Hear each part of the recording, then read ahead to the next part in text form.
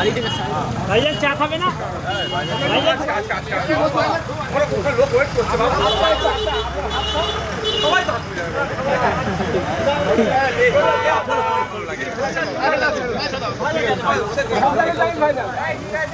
ছেড়ে দাও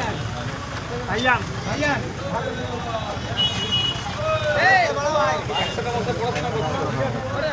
তোমার কোথায় বাড়ি?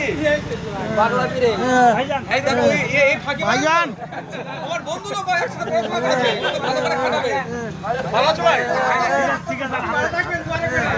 ওকে বেশি করে খাটাবে ভালো পড়াশোনা করতো